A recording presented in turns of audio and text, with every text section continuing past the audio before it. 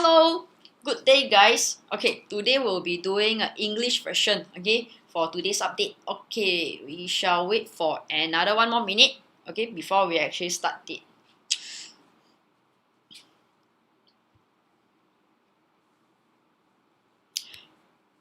Okay, so today, right, the weather is not as hot as yesterday, definitely. So that's what we see, okay? Most of the market, right, it's also not as hot, right, as yesterday as well, right? As we can see, today is quite a mixture of the closing of Asia market, right? Mostly are actually in green, and it's actually led by TAIEX, and of course, we also see that Hong Kong today also performing rather well, okay? You can see Hong Kong is performing very, very well, okay? So what actually drives the Hong Kong? Okay, Hong Kong actually has been down for quite many days. If we were to look at the Hang Seng Index, okay, let's have a look at Hang Seng Index.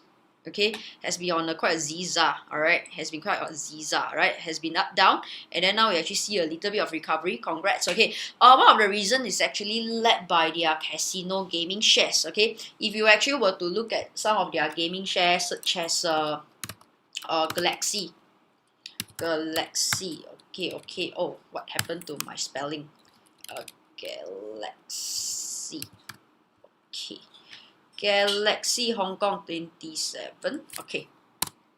So you actually were to look at Galaxy, alright, today is basically up by about 6.22%, as you can see. So you can see today Hong Kong is basically it's driven by the Hong Kong share. As they one of the reasons is because they started to see a lot of recovery, alright, on all these casino gaming stocks. Okay, one of the reasons is also we all know that for example, like Macau itself, they actually started to welcome some of the gamers or some of the people to actually come back to Macau. Okay, so that's why, all right, you can actually see that some of the I won't use the word gambler, but I will use those that would really like to try their luck in those casino. All right, so I guess they have been home, have been repressing themselves for quite a while. So that's why, all right, with a result that they actually started to recover a fair bit.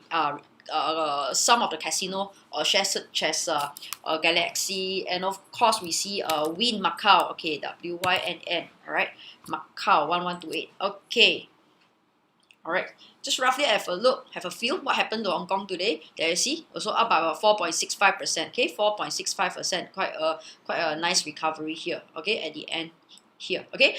So that's a reason that we actually see that that led to what happened in Hong Kong today is that they actually recovered quite a bit, okay, in Hang Seng Index, okay. So we also actually have quite a fair bit of news, all right, from the Europe as well.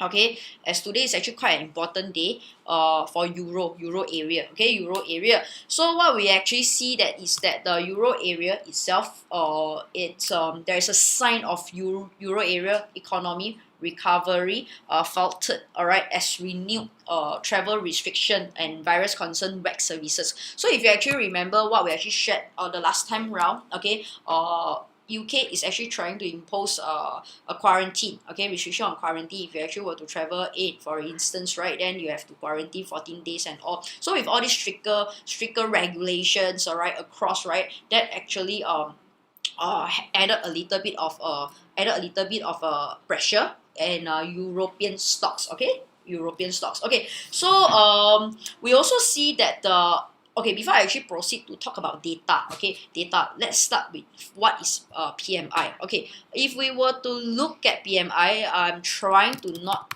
bore all of you, all right, in that sense. Okay, economical data. Okay, I'm trying to not to really bore all of us. Okay, it's not here. Is that the PMI is actually, okay, a purchasing managers index. That's a PMI, okay, PMI index. Okay, just to share with all of you in that sense, okay, watch PMI, and also if you are actually interested, you can understand a little bit more. But the reason that I want to share is because I will be sharing a lot of all this data, a little bit more of all this data, all right, before we actually proceed any further, okay. For example, a PMI, okay, that's a US PMI. Okay, so if I were to today, since we are talking about euro area, euro Okay. So what is a PMI? PMI is a Purchasing Manager Index, and it's an index of the prevailing direction of the economic trend in manufacturing and services. So basically, they will have two: manufacturing and services. So the purpose of understanding, right, all these PMI, right, is that it's very important in the sense that where the purpose of understanding this PMI is to have a future outlook of a current and future business condition in the country itself. So what actually PMI are based on, for instance, they do have for example, new order, they have inventory levels, all right, they have productions, they have supplier delivery, they have employment. Okay, so when we actually see a PMI that is above 50, it represents an expansion, all right, and a PMI that's below 50, that represents a contraction. If you are so tuned at 50.0000, okay, sure, that's called neutral, all right. But I guess it's really, I've never really hit a number of 50.00000. I probably see a 50.01, 50.1, or 50.2, but I've never seen a 50.000000. That's far, right? Because with that in regards, right, you really need a lot of luck. It's just like buying a toto, alright? It's really 可遇不可求. Okay, so we usually like to use a PMI, and then we like to use it to compare to the previous month to see if the economy has improved itself or it has not, for example. Okay, so for example, what would all, like, for example, the suppliers or the business owners, they like to look at is that parts supplier, for example, or manufacturing supplier, they will look at the manufacturing data to roughly estimate how much inventories the customer have on hand, all right? So that will help them on determining their prices or future prices. So for example, if we see that the PMI, manufacturing PMI in Europe, it's like, oh, it's really expansion, all right? And then things is like above 60%, for example, right? Then it means that, right, I will probably either I produce more, I remain my production, and if I'm the monopoly of the market, so what I'll be doing is that I will rather increase the price in it. So it actually makes me have the competitive advantage, that in the sense that if my things, all right, my goods are in it, all right, we see PMI is above 50, above 60, for example, is in strong growth, right? Then usually I will increase it so that people will still spend a little just to buy my goods. Okay, that's always back to a supply and demand. So if a PMI data, that will actually helps a little bit for us to see the future trend of it. Okay, so so the reason that I'm sharing this, as I mentioned, is not trying to make everyone fall asleep. Also, the reason that I'm trying to understand a little bit of PMI is because today it's actually a very, very important day for Euro area itself, because August PMI dropped to 50.1. As I mentioned, 50.0000 is really very, very almost impossible. But now that we have 50.1, all right, okay, that's okay, quite reasonable. That actually shows it shows an expansionary, isn't it? Isn't that shows a very good data? But as I mentioned to you, we have to understand that, right? It has to compare to previous month. So previous month was 54.7. Now it's 50.1. So it means what? It dropped, right? Meaning to say market has recovered and then it drops back, right? So that actually also well below market expectation of 54.5. All right. So that's a reason that we don't actually see much of a news in a way, all right, to celebrate from it and all. Okay. Okay, let's wait for a while for the screen to reconnect back. Okay, so you don't see too much of celebration in the market. In fact, in France itself, all right, services PMI basically fell to 51.9 from 57.3. So that's actually quite a huge gap, as you can see. For the whole Euro area, you're actually looking at 54.7 to 50.1, and then now in France itself, you are looking at 57.3 all the way to 51.9. And of course, in Germany itself, we also see from all the way from 55.6 to 50.8. All right. So is it the market? It doesn't mean that the whole eurozone is going into a contraction. Okay, as mentioned, okay, the data, if it's below 50, then that's called contractionary. But then now it's not below 50. It's slightly above. But because of the gap, right, is showing a huge gap. All right, if the gap is too huge, it means that things is really in a stall. Okay, so in that regards, we also see a few of effects, right, side effect of it, that I will be sharing later. So with all these data, right, all right, things are getting a bit more intense in Euro area itself. So German Chancellor Angela Merkel actually called Euro leaders to work together, alright, to avoid for a renewed lockdowns, alright. As we can see in Euro area itself, there's a resurgence of coronavirus that actually added a lot of pressures into economy. So if this coronavirus continue to kick up and keep increasing, right, then of course probably they will have a second lockdown, all right, across the borders. Who knows, right? But that's what Angela Merkel is trying to do, is to avoid for the second lockdown, all right, to avoid for the lockdown or the potential lockdown. Okay, so that's a reason that we actually see our Chancellor Merkel. Then of course we have Macron from France also trying to avoid this from happening. So what I actually see as an effect of it, right, is that we can see, we can actually see that euro. Alright, let's go for 5 days chart. We can see actually euro dollar, for example, euro actually weakened quite a fair bit, about 0.64%. Okay, just keep a second, yeah, because as I mentioned, right, we are still not in 5G era yet. So things like that, right, it will take a little bit of time to load, right? But we are still in 4G already. So 4G is actually considered quite okay. At least we are running, right? We are running. Okay, come, let's go. Okay, so you can see, right, at this point in time, if I were to go for a 4 hours chart, you can see a very, very, very obvious downward trend all the way from 1.1880 all the way to around 1.1781. Okay, so if you actually go for a 1 day chart, for example, you will see, all right, there's a strong rejection 2-3 days ago, yeah, and then today it just added another downward trend candle in here. Okay, for euro dollar. Okay, so you can actually see that the euro, it started to show a little bit of weaknesses in it. Okay, so if you actually were to look at the euro sync, all right, where all of us like to ask as well, euro sync, just give me a second. Okay,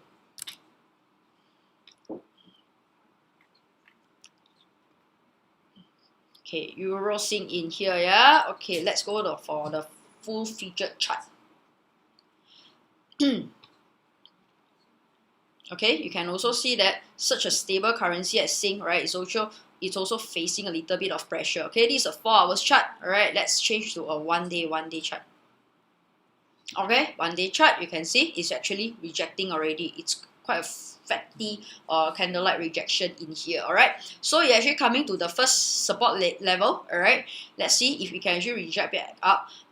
If not, then probably you will probably see another level of downward trend to about 1.60, 1.60 lah, there about. Okay, 1.60, and then probably that's not the level of support. That's basically just indication of a moving average, right? Okay, so if you're actually planning to say that you have actually have a euro dollar, all right, in line that you have short it, and then I think it's actually quite reasonable for you to continue to hold on to it, as the data from euro area itself is not actually very, very, very impressive.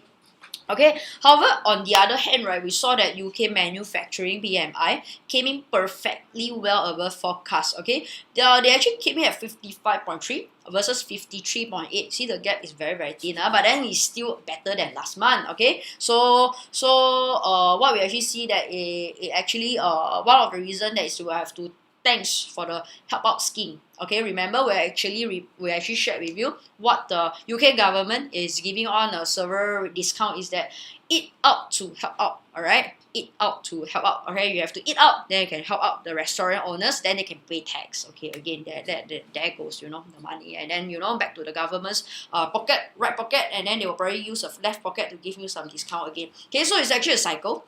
But that's what we see, and hence, okay, that's one of the reasons that contributed to this incremental in the manufacturing PMI. Again, came in at 55.3 versus last month it was actually 53.3. Okay, but forecast was 53.8. Okay. So all right. Slightly before US actually open, I'd like to share with you, for example, PFE. Okay. Pfizer. Okay, I guess one more thing that we have been talking a lot about is that vaccine. You see, a lot of people like to talk about vaccine, but where is the vaccine? All right. Okay, so we actually see that today Pfizer BioNTech said that their offering is on track for regulatory review in late of October, after the promising data from early stage study. Okay, the word is promising data from early stage study. Okay, so yeah, so that's depending on how you wanna elaborate about it. Okay, but of course, what they claim that is it will make it one of the fastest moving. All right, and put them in a position to supply 1.3 billion doses by end of 2021. Yeah, okay, the magical word is about end of 2021. That's how long more? All right, that's about 1 and 4 months more. That will basically give me 2 birthday celebrations. All right, okay. One is in 2020, another one is be around end of 2021 as well. Okay, so what does that mean? It means that, all right, a lot of things like they actually have to test out, all right, before they can actually roll it out in the market, right? For example, the vaccine. So I'm not sure that if market are celebrating it a little bit too early, because when you pass through the first stage, you have to pass through the second stage.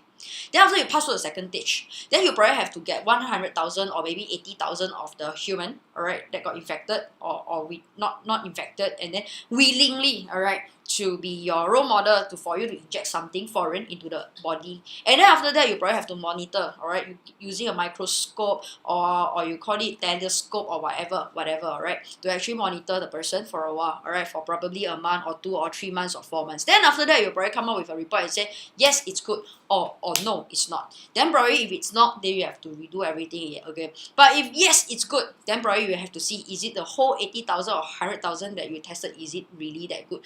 So things are really going to be a bit more challenging.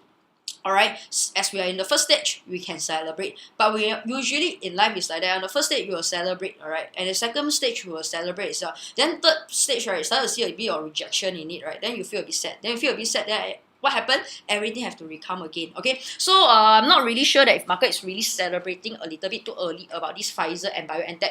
But what we can see, all right, in Pfizer, all right, market has opened. Okay, I talked quite a fair bit about this Pfizer and all these vaccines, right? So I can see that after market open, Pfizer has already up by about 0.15%. Okay, this is a chart, all right.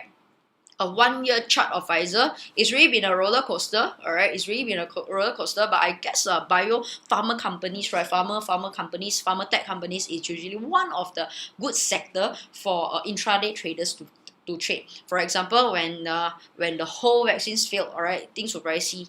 You will probably see a U curve, all right? It will drop down, and then yes, we can start again. Yes, life give us a second restart, right? Then it will actually re-roll back. So things like that. So that's what about Pfizer. So another company that is called Moderna, right? Okay, let's go. So also for Moderna as well. Okay, sorry with bit. Okay, Moderna as well. Moderna recently also, you can see their chart is also quite a zigzag. All right, wow, you see, wow, my market. Okay, I just go for year to date. Okay, that will show the obvious of how probably volatile it is. Okay, so again, because we are not in 5G, so things is going to move a little bit slower. I'm just going to go for a full feature of the graph. Okay. Okay, so as we are rolling, all right, year to date.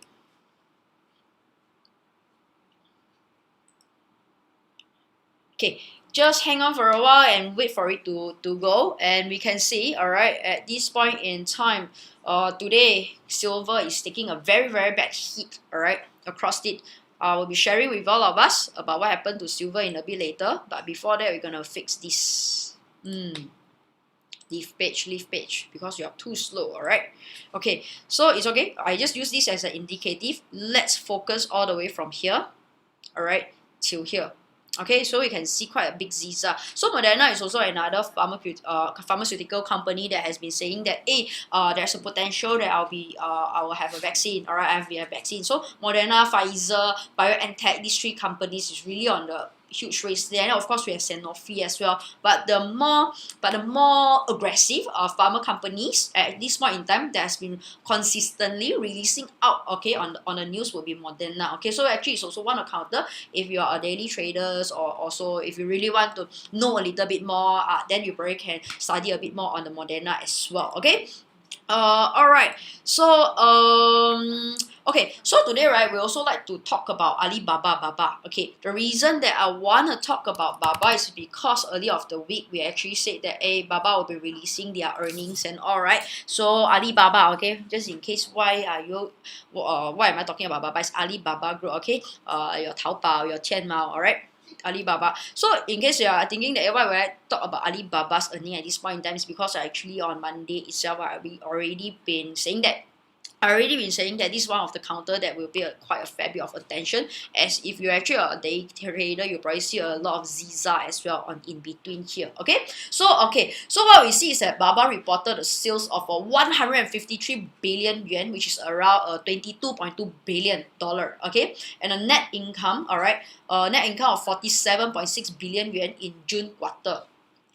So all these both reports, right, actually surpassing the projections.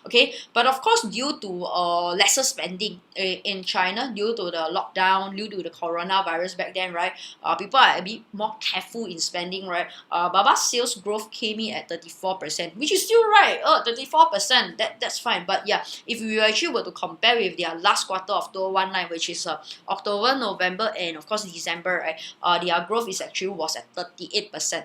38%. So it shows that market in second quarter, is actually not 100% back to the norm yet, but it's on a slow momentum, in China itself, but again, we will need a lot more data in order to prove us right, in order to prove us right, because right, when you talk about last quarter of 2019, which is October, November, December, don't forget that we also have to include Double 11, 双十一 Double 11. Because of the Double 11, it will basically usually will basically boost up the sales of Baba or Tianmao, Tmall, alright, in English we call it Tmall, right. So in general, right, with that in regards, right, it's a bit inaccurate to actually use the last quarter of performance of Alibaba to compare with say a quieter quarter, such as April, May, June, or even July, August, September, or June, July, August. So it's a bit inaccurate. So it depends on how you look at it. So but to me, I do think that the Double 11 actually helps Alibaba a lot. Alright. So that's why usually I won't really like to compare when there is a spike or a shock in it, right, to a very normal days. Alright. For example, obvious shock at October, November, and December, and normal days are really April, May, June, July, August, and September. So yeah. So one thing about Baba that I also like to share a little bit more is that their N group, ANT group, formerly known as our Alipay, if you go to 7-Eleven, if you go to any shops, or for example those bigger shops, or even those grocery shops, then you will see that, right, you can actually pay with Alipay. Now they name it as ANT Group, ANT Group. It's actually the world highest valuation company at this point in time. Is actually looking to file for IPO in Hong Kong and Shanghai, in the next few weeks. Their targeted valuation is at $225 billion. So this Ant Group is actually made of about 1.3 billion in profit in March itself, the quarter of March itself, and they are actually looking to raise additional about 30 billion. If the market is really favorable of this channel. So this Ant Group probably it will definitely listed in Hong Kong and Shanghai, right? And they are actually sort of like beating the record of Saudi Aramco of 29.4 billion, if this were to really happen.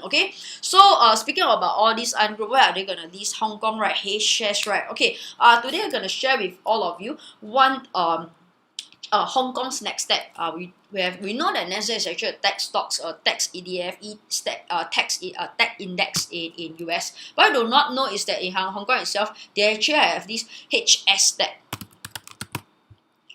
Let's go to this HS tech. This HS tech, right, it's a Hang Seng Tech Index. What they do is that they actually compromise of all these companies.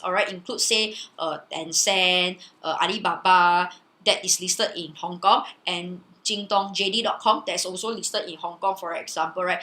Just now I show you Baba, right? Before I come into here, maybe I just share with you. For example, Baba is also listed in Hong Kong Index, and the number is quite nice, 9988. For those that are also interested to buy some Toto, then you can look at it, 9988. It just listed not very long ago, as we can see.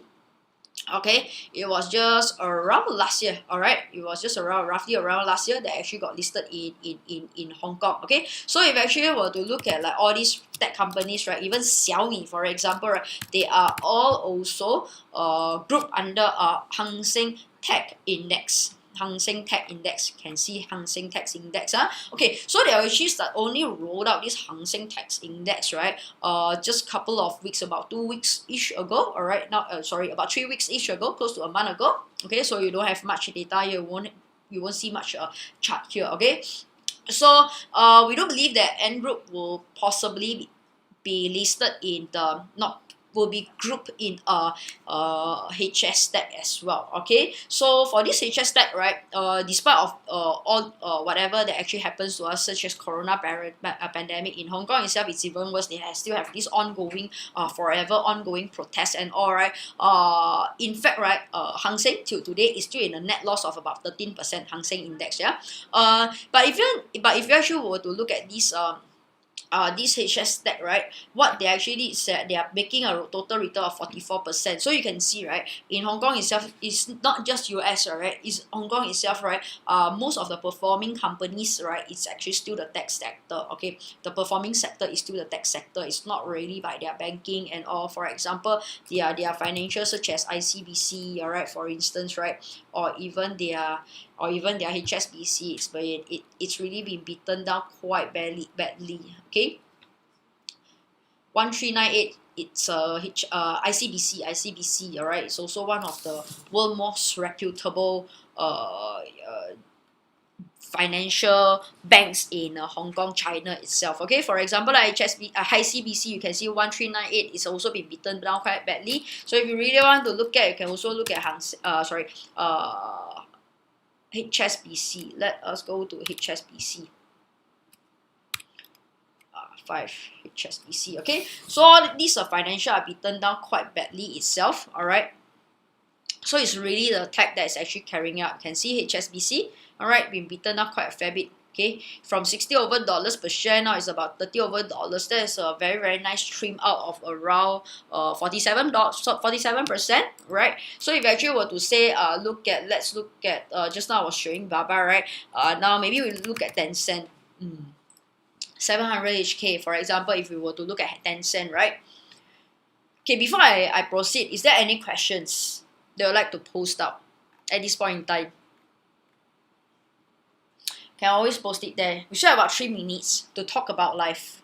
Talk about this. Okay, so for example, if you were to look at Tencent, right, despite all the pandemic protests, okay, how you name it, right, actually is actually on quite a steady recovery. Okay, steady recovery until the past few days, which I have already shared with all of you on what happened, all right, in Hong Kong, and then that was a little bit of a pullback. Very little bit from 560 to 518. All right, that is slightly less than 10%. That's slightly less than 10%. Okay. So this is what we are actually seeing at this point in time. So if you have any questions, you can post it down there, or else we are left with about 2 minutes. All right, Okay, so actually, were to compare, for example, Tencent, all right, performance of Tencent and HSCI, then you can see in general, Hang Seng Index hasn't really recovered. So if you actually buy into a Hong Kong ETF, right, you are actually not earning as much as Tencent could give you. Right, for example, just sharing on an example. Okay, so maybe right now what we can actually do is that we can always go into, let's see, tonight's market. Okay, yesterday I was just sharing on Nvidia, because Nvidia's earning was out, right, and it's still hovering around there. So for whoever that actually got into it, congratulations. All right, you probably have earned a few bucks in there, right? Okay, so let's go into a market. Okay, so you can see after around 15 minutes of trades, it's still a little bit reluctant in terms of the US index. Okay, still a little bit reluctant. Okay, you can see SPX is still down by about 0.12%, and you can see Nasdaq is still down by about 0.09%.